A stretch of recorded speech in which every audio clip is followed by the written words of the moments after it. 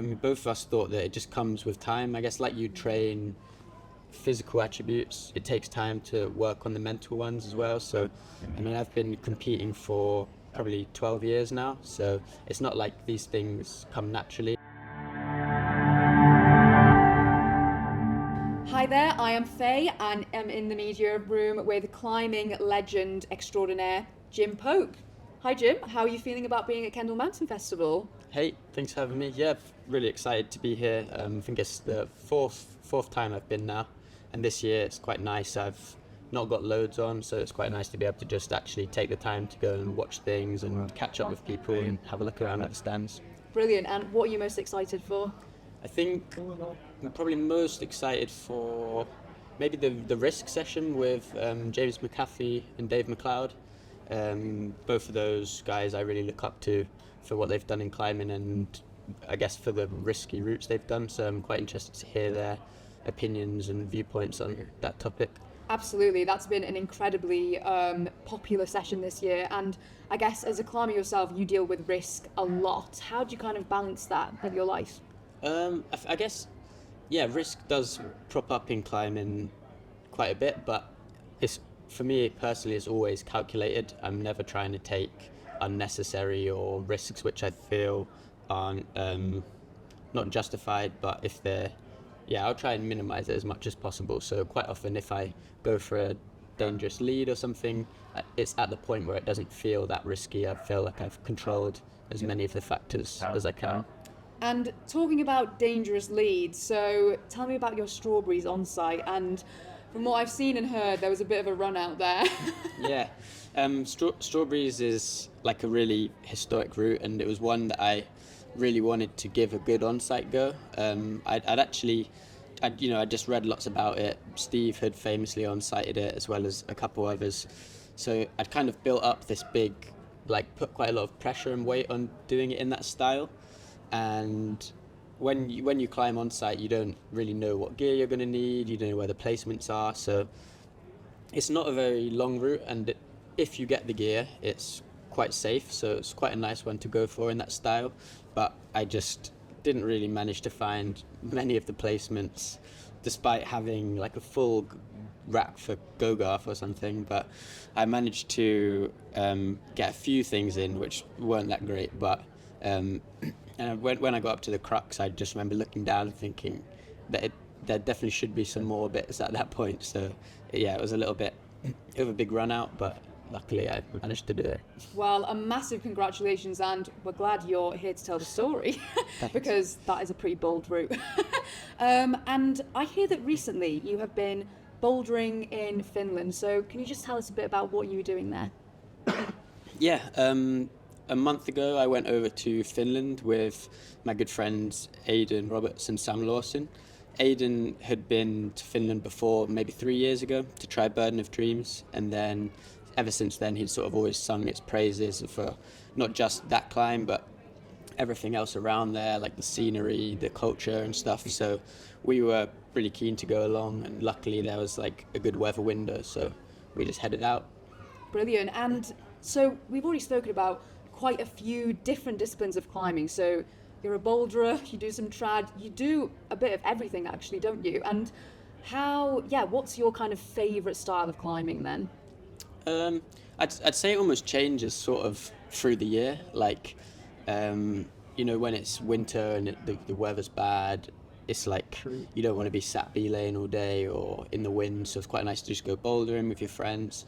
But in the summer, when it's too hot and you can't try your hardest, it's nice to like drop the level a bit or go up high into the mountains and do some multi-pitch climbing. So I think for me, it's never like a fixed thing which is my favourite. It's kind of always rolling, and I think that's always helped me keep quite a nice relationship with climbing, because I'm not just really putting all my time into one thing and burning out. It's always refreshing to keep changing between the disciplines.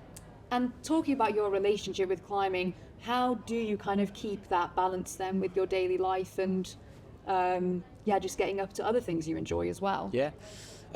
Personally, I've always liked to keep myself quite busy, so I don't just climb. Like, I, off the back of school, went and did undergrad and then masters, and that was really nice to just split my time and kind of have just some like brain stimulation as well as just training and like doing lots of physical activity.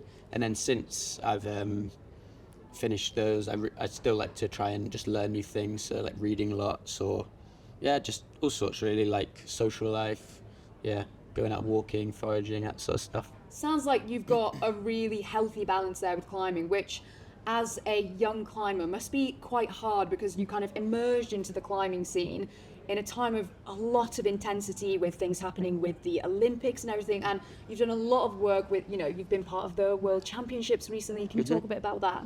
Yeah, the World Championships was in Bern this year, and that was kind of the first qualifying event for the Olympics. So I think a lot of us felt a lot of pressure at that event to try and, it was the one big one where you could get your first ticket. And I think for me personally, actually, this year has had a bit of a different feel to it, which has been, I think I've managed to deal with it quite well, but it has been quite hard to kind of switch and feel a lot more pressure to focus on competitions. And if I was climbing outside, I'd feel guilty that I wasn't training and stuff. So it's been harder to like maintain that balance this year, but I think I've kind of luckily been able to be aware of that and then take the time to sort of address it when I've needed to and stuff. So that was kind of hence the trip to Finland and the Dolomites and stuff, to just after a long hard year of competitions like deload a little bit. I guess it's really important for you to kind of take that time to get a little bit of headspace, especially under the extreme pressure of World Championships. And for you, how do you deal with that pressure? Do you ever feel like it becomes sometimes difficult to deal with? And for anyone else who's dealing with competitions, what advice would you give to them? This is a good question, actually. We were talking with, me and Max were talking about this with Louis yesterday. I think both of us thought that it just comes with time. I guess like you train physical attributes, it takes time to work on the mental ones as well. So, I've been competing for probably 12 years now, so it's not like these things come naturally. Like, when I was younger, it would be something that I found really hard to kind of come away from a bad result or take the positives from it. But the more you do it and the more you put yourself in those like uncomfortable or stressful situations, the better you get at dealing with it, just like you would with training for physical things, I guess. Absolutely. And we touched a little bit earlier on the winter season that's just going to come up in some of your climbing. So grit season is on its way. What are your plans there? Living in Sheffield, for me, I kind of moved to Sheffield for the grit. Like, I grew up in London, and even in London it was probably our closest rock climbing, so I'm really passionate about it. There's loads of routes that I want to repeat, a couple projects I want to put up, and things I've already been trying, like James Pearson recently climbed Parthian Shot since it broke, so I'd been trying that a little bit, and that's something I definitely want to try and finish off this winter. So hopefully we get some dry days. Very exciting. Well, really look forward to hearing about that. And I've got to ask you, so it's so interesting hearing you talking about the kind of balance between the mental and the physical sides of climbing. How hard is it for you to deal with things like injuries when they pop up? How do you how do you deal with that, especially in the World Championship kind of arena? I've actually been super lucky, touch wood, that I've never really had like a major injury. I've had a few small niggles which have maybe set me back for like a month or something, but it's never been any sort of long term or kind of really big career impacting ones. So hopefully fingers I can't really crossed, answer that one, literally fingers crossed. So thank you so much for joining. We could keep talking forever, but and can you just tell our audience what you're doing here at Kendal Mountain Festival and where they can find you? Sunday morning I've got the breakfast talk at the town hall, and then Sunday afternoon I've got the Climb with Your Heroes session at Kendal Hall. Lovely. Such an honour to talk to you, Jim, and have a fantastic time at the festival. Thanks for having me.